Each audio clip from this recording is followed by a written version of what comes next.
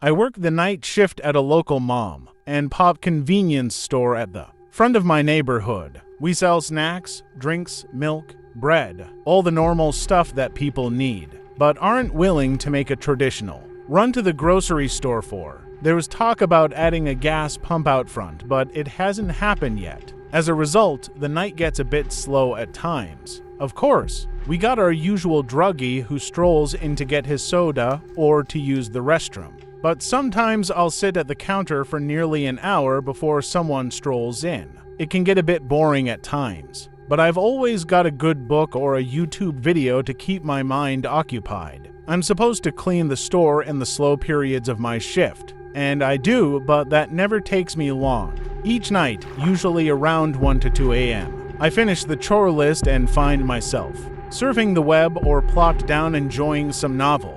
The night of the encounter was like any other day. It had been slow. The store was quiet. No one had come in for an hour.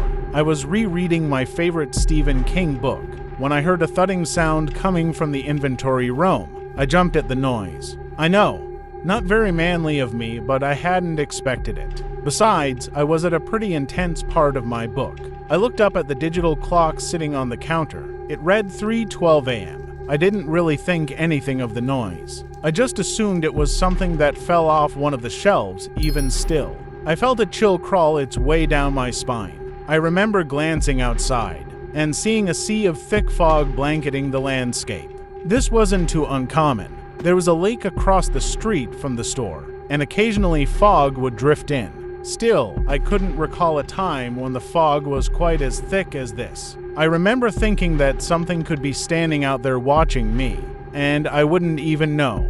But it was more than that. At that moment, I knew there was something out there. It was instinctual, a primal sense developed over years. The hairs on the back of my neck stood up, and goose flesh began to break out all over my arms. I was too frightened to get up from my spot at the cash register. I knew that I ought to investigate the sound in the back room, but I couldn't get my body to respond. I sat there, unable to look away from the glass front door, trying desperately to peer through the thickening fog. I couldn't see anything, but I was certain that if I turned away now, then the thing in the dark would rush forward.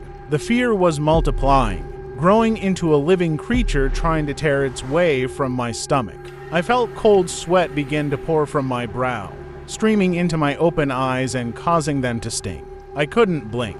I was too worried about the consequences if I did when I saw it. The pinpricks of light cut through the dense fog, temporarily blinding me.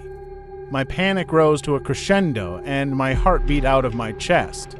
I half ducked behind the counter when I saw the figure approaching the door. My hand slid across the underside of the counter to find the panic button that would alert the police. When the door swung wide, a burly man in a green jacket and black pants came strolling in, an amused look on his face. He looked at me, raised an eyebrow, and said, "Hey mister, you okay? You look like you've seen a ghost." I sighed and felt a physical weight lift off of me. I looked at him and said, "Yeah, sorry, man. You just startled me. Couldn't see you approach the door until you opened it with all that fog out there. Hey, I hear you there." I could hardly see the road in front of me. "Honestly, it's a bit unnerving out there. It makes you think some strange thoughts," said the man, looking a bit pensive. "Right. I could have sworn that someone was out there." "I mean, I guess you were," I said with a nervous laugh. "Yeah, I was." "It's nights like this that makes one think," said the man seriously. I felt uncomfortable with his answer. He just remained there motionless, staring at the door to the back room. I still hadn't investigated the noise in the back, and the man's blank look made me feel uneasy. The silence in the room was beginning to weigh on me, and I couldn't take one more moment of it.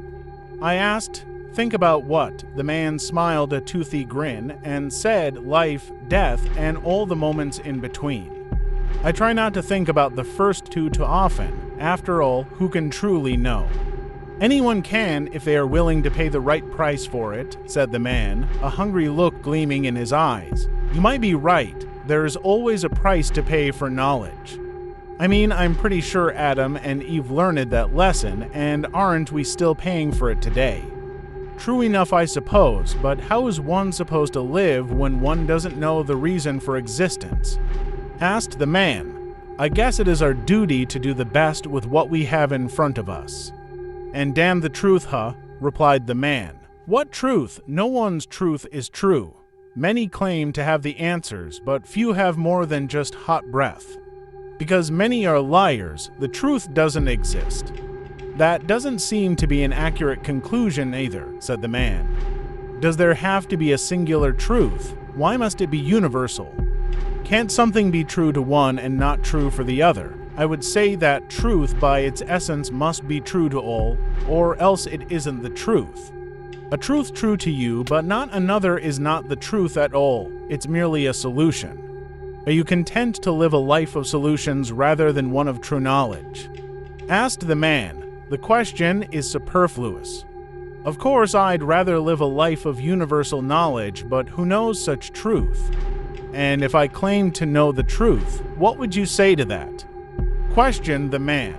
I'd say you're either insane or a liar. Honest enough answer, but I am neither. I am something more.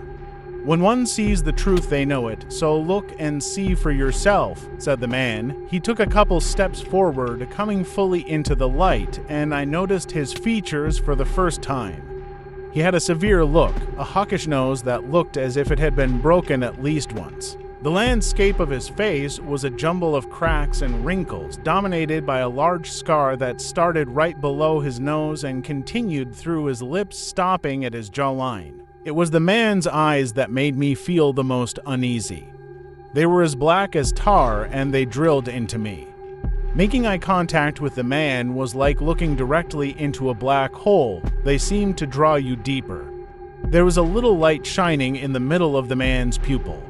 I watched as it bounced and glowed, coming closer then drawing away. It was as if it was beckoning me to follow. When I saw that gleam, I wanted nothing more than to follow it and damn the consequences. There was a beauty to the way it pulsated that held me captivated. I looked and saw and knew that there were secrets to be found in those depths. I also knew that if I followed the light, there would be no coming back. But I didn't care. I wanted to know. I wanted to see. The mysteries of the universe were held in that gyrating light bobbing in the abyss. I felt my soul beginning to be ripped from my body, torn from my essence and sent spiraling down that black tunnel towards that brilliant light. It was that same crashing sound I had heard from the back room that broke the trance. I looked away from those eyes, and I came smashing back to reality. My mind was scrambled, and it took me a second to get back into a normal state. The creature standing before me was just as confused as I was, clearly not used to its prey escaping it so easily. For a moment we looked at each other in utter shock. The man smiled at me, showing ragged, pointed teeth. I looked away in disgust, trying to feel for the silent alarm button on the bottom of the counter.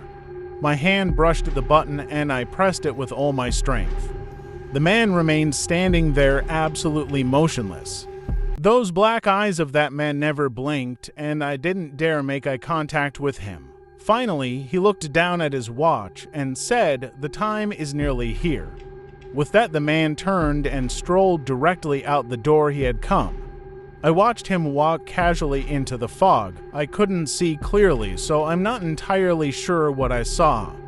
But still, the figure almost seemed to melt as if it was evaporating into the mist. One moment he was there, the next he was not. To this day, I still don't know what I saw that night. I do know this: there are things that walk in the dark that man knows nothing about. It's best to avoid certain watches of the night. I stay at home these days. I work in the safety of the daylight. Once I tried to watch the security footage.